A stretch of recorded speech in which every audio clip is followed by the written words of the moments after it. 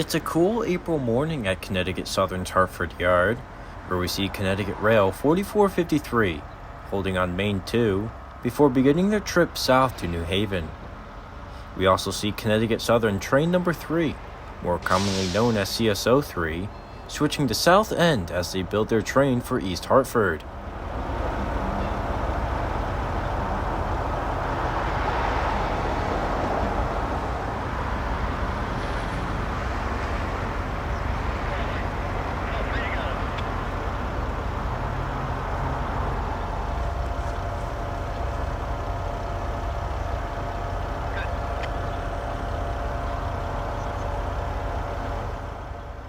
Pulling ahead of the switch is realigned, and once aligned, CSO3 then shoves the rear gondola onto the yard ladder.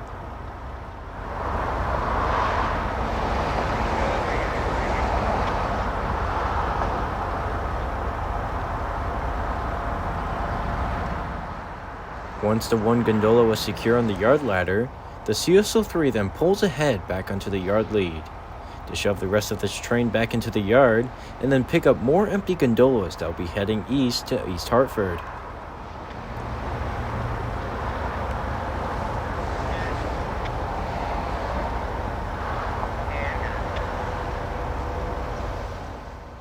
Once ahead of the switch is realigned and the CSO3 shoves the rest of its train into Hartford Yard.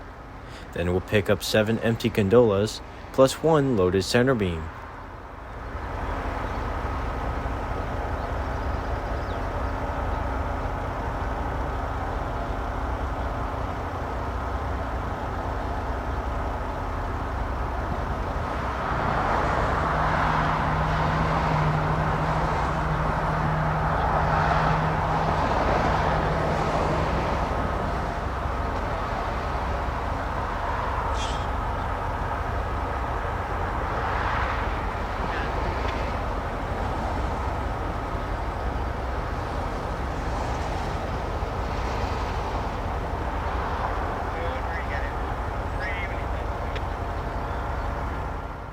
As CSO3 shoves its train into Hartford Yard, Connecticut Rail Train 4453 begins its trip south towards New Haven, first stopping at the Hartford station, then continuing south to New Haven.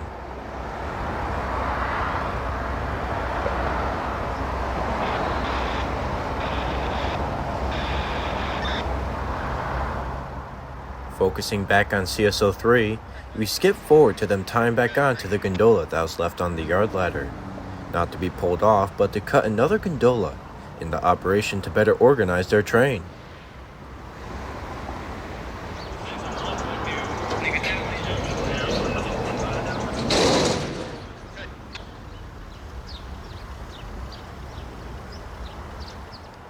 Once ahead of the switch, the CSO3 shoves back into the yard, where they'll cut more gondolas from their train as CSO4 starts up north out of the shops.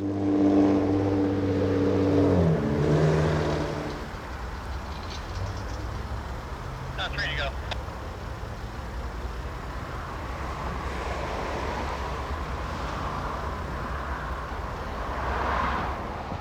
As CSO4 continues north out of the shops, the CSO3 continues to shove the rear end of their train into the yard. As CSO4 comes to a stop at the south end, where they'll realign the switch and continue north into Hartford Yard.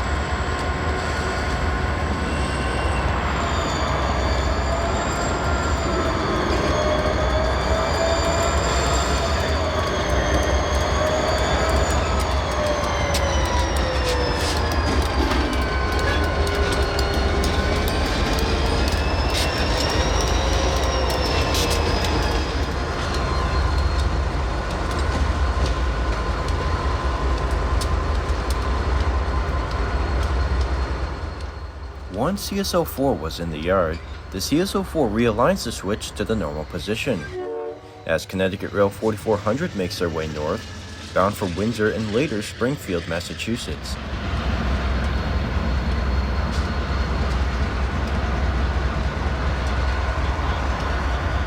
Back to CSO3, we see them back at it again, after dropping one gondola, now seen shoving their train back into the yard.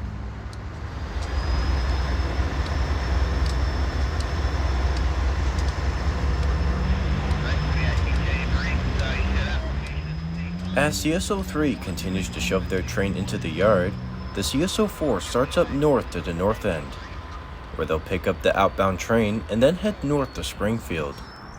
2 miles north of Hartford, we set up in Windsor, right by the Meadows State Park, when the crossing activates for Connecticut Rail 4404, heading out of their station stop in Hartford and continuing north to Springfield.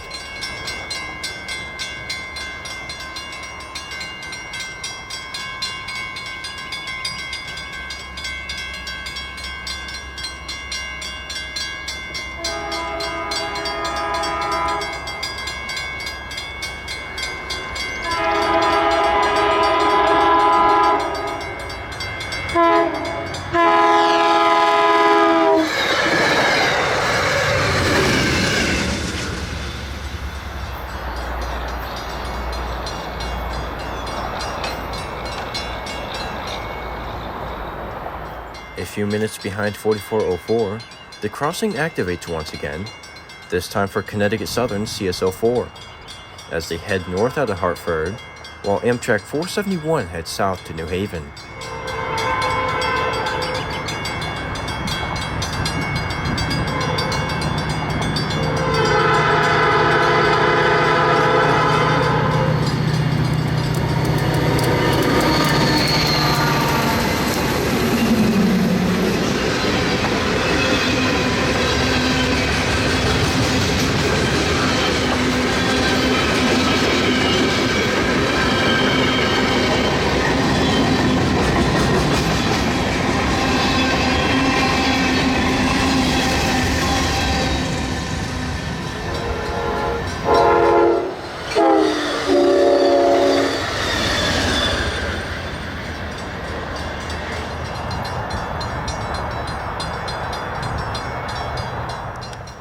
After CSO4 and 471, we head to Pan Am Southern's Plainville Yard, where we see the Plainville Road Switcher PL1 starting their day, heading to the north end of the yard to build their westbound train.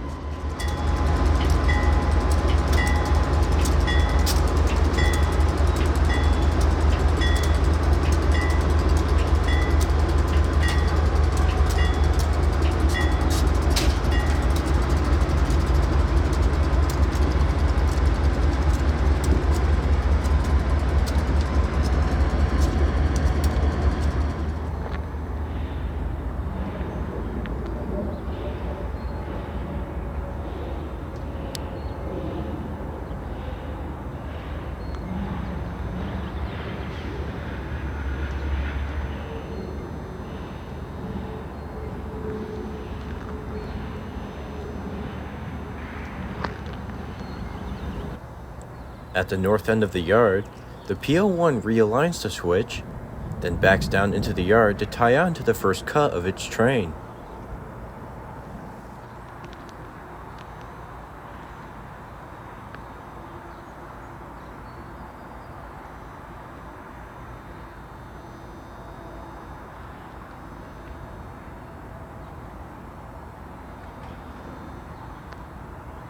Once tied on, the PL1 pulls the first half out and ahead of the yard, where they'll back down onto the second half, then make additional moves to better organize their train.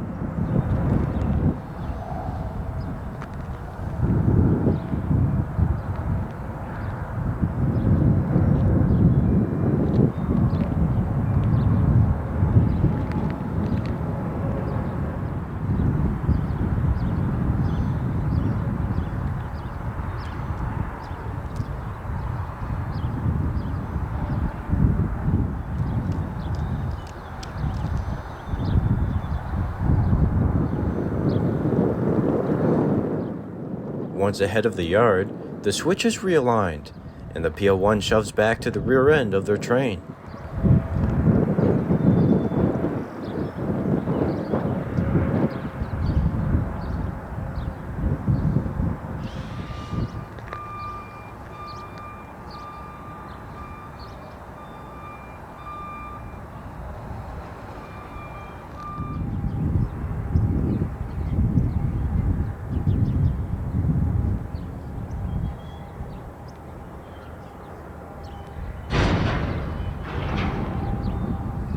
Once tied on, the PL1 begins to pull the second half of their train out of the yard.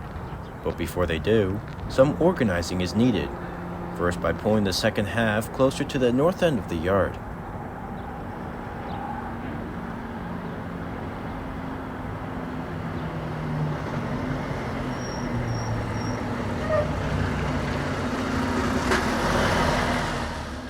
Once at the north end, the PL1 cuts to what will be the rear end of their train, then pulls it out ahead of the yard, then shoves it aside where it will wait to head west.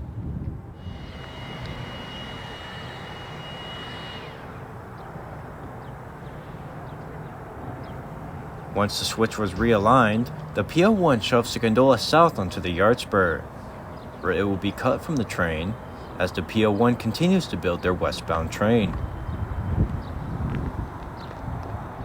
Once secure on the yard spur, the PL1 pulls back ahead of the second half of their train, where they'll tie back on, then pull the rest of their train ahead of the yard. Once ahead of the switch, the PL1 shoves back onto the rear end of their train, and once tied on, the train is almost built. The only switches that still need to be done is to drop 2 cars that are not heading west on today's train.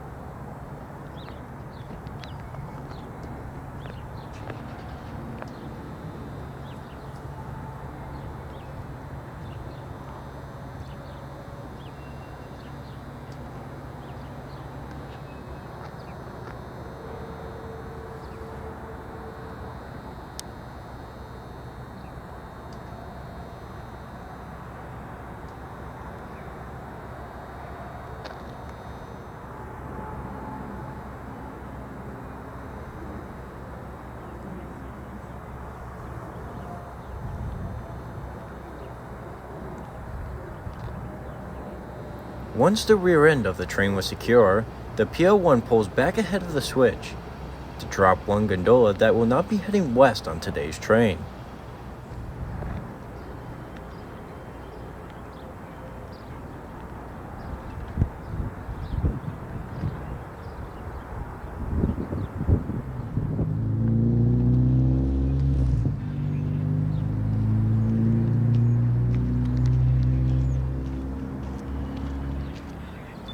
Once the gondola was secure in the yard, the PL1 pulls back ahead of the yard to back down onto the rear end, then shove it further south onto the spur to drop the second car that is not heading west.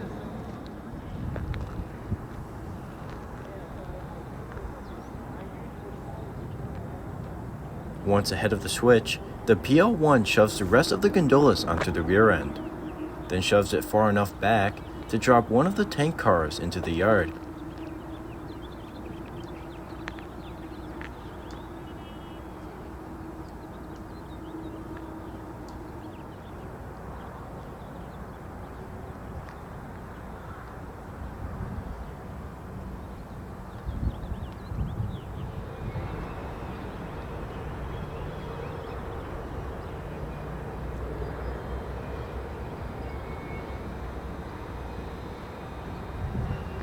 Once the gondolas are secure on the spur, the PL1 backs the tank car being dropped into Plainville Yard.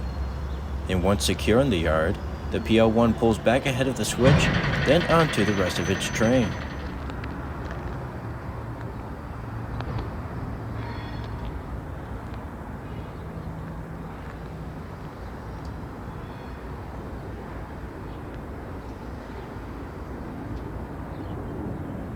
Once ahead of the switch, the PL1 backs down to tie on to the rest of its train. And once tied on, we move south to milepost 7, where the PL1 shoves back off the yard spur and onto the main.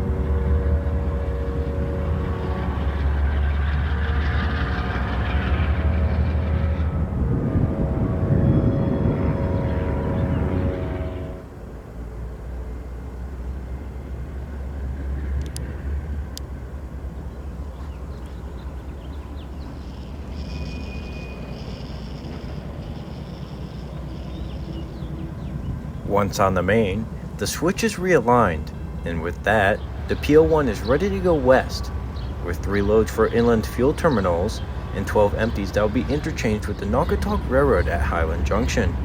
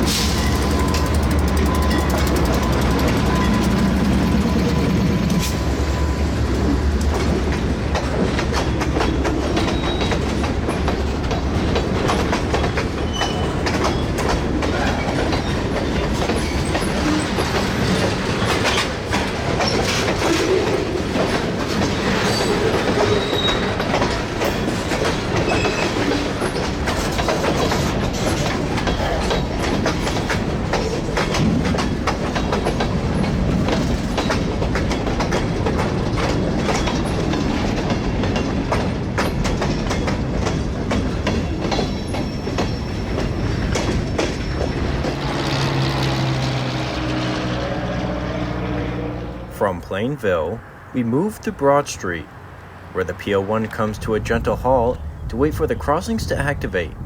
Then we'll continue west towards inland fuel.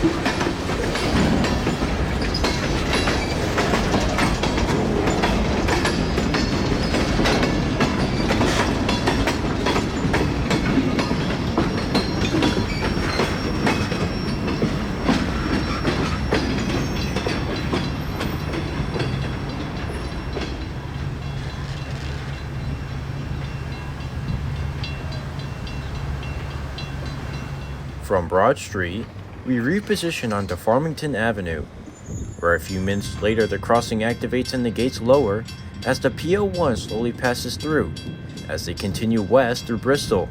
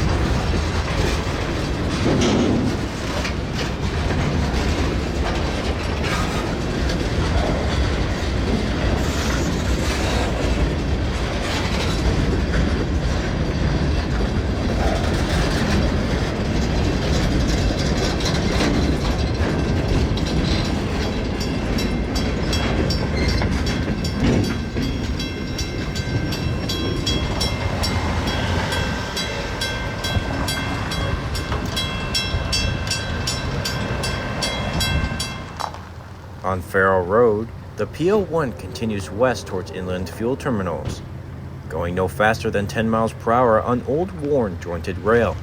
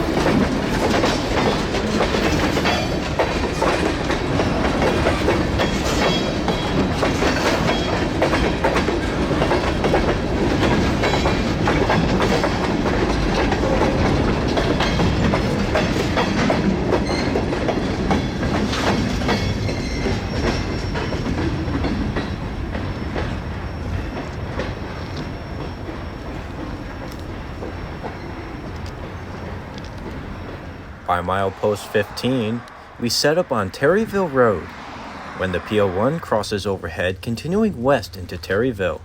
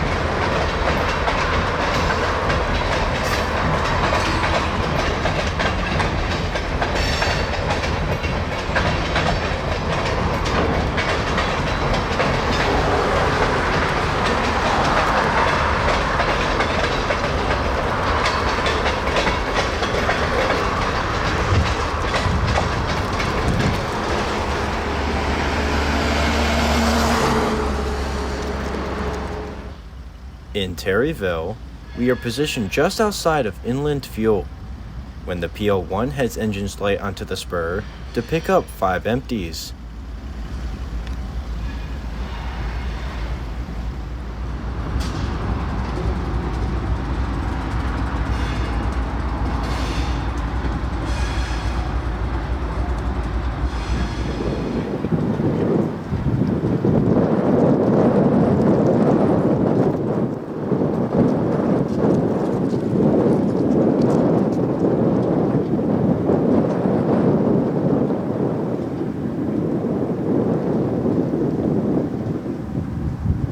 Once tied on, the PL1 takes 2 out of the 5 empties ahead of the switch, where they'll back down onto the 3 others, then take them out of Inland Fuel.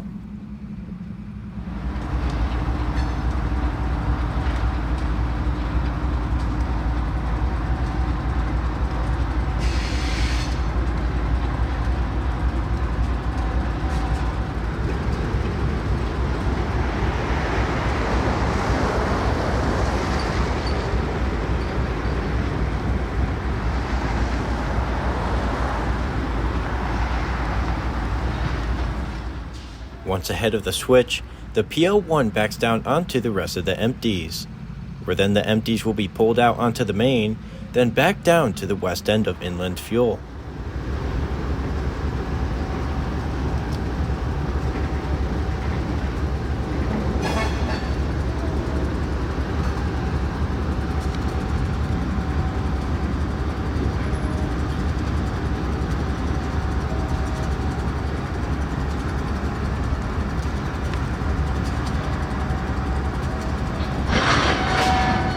Once tied on, the PL1 pulls the 5 empties out of Inland Fuel and ahead of the switch.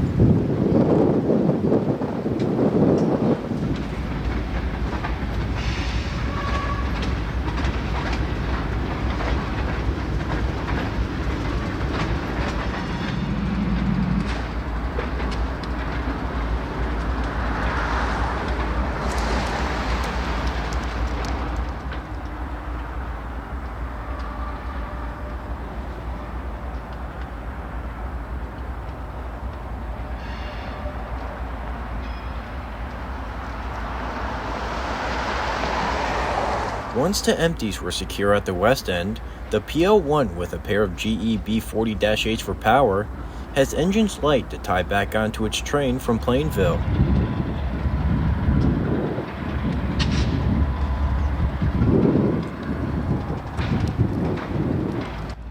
Once the PL1 was tied onto its train from Plainville, the PL1 pulls back onto the spur, with the 2 empty gondolas serving as buffer cars and the 3 loads that are going into Inland Fuel.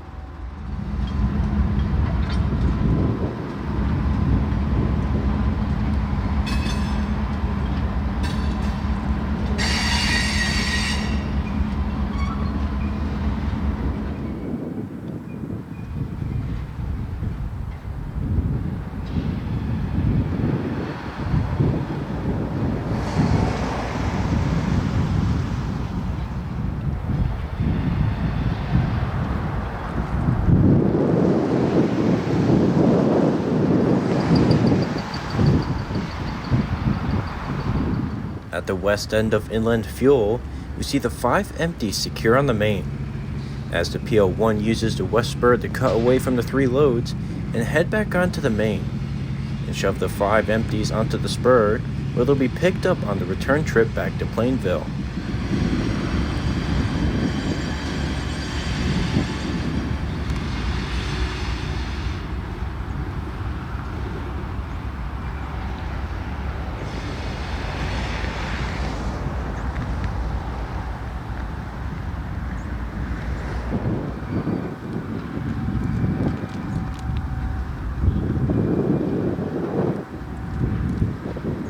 Once ahead of the switch, the PL1 shoves back onto the main to tie back on to the 5 empties.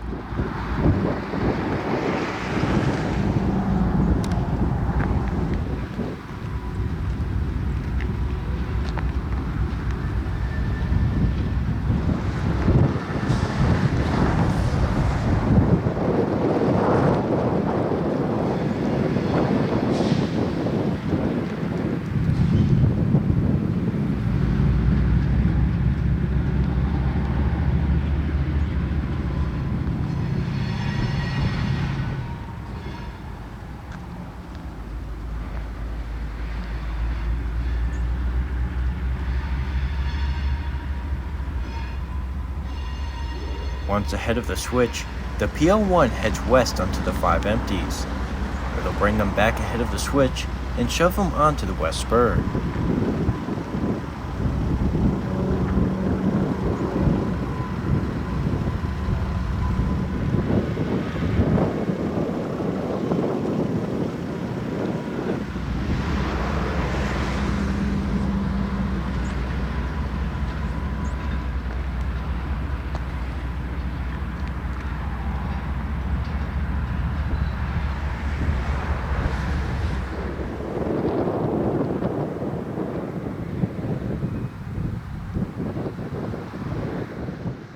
Once ahead of the switch, the PL1 shoves the 5 empties onto the spur, where they'll be picked up on the return trip back to Plainville.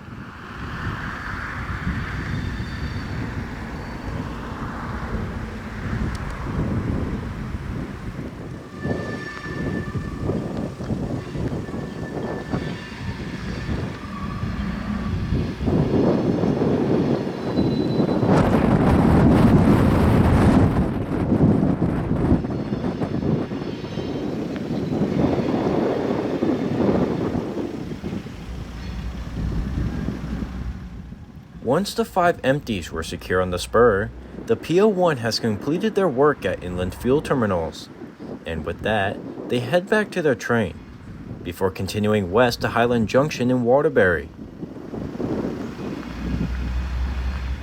As they head back to the rest of their train, we would move to Greystone Road, where we see the PL1 coming down the straightaway on their final approach to Highland Junction, where they would interchange with the Naugatuck Railroad.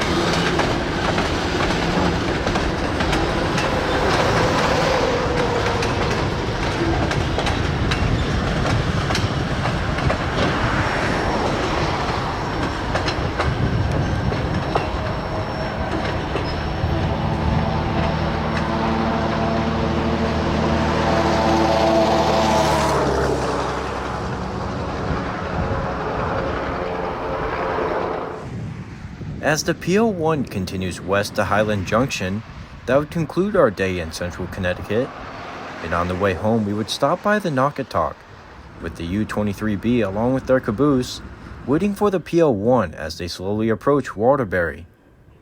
But as always from the Weathered Rails, thanks for watching.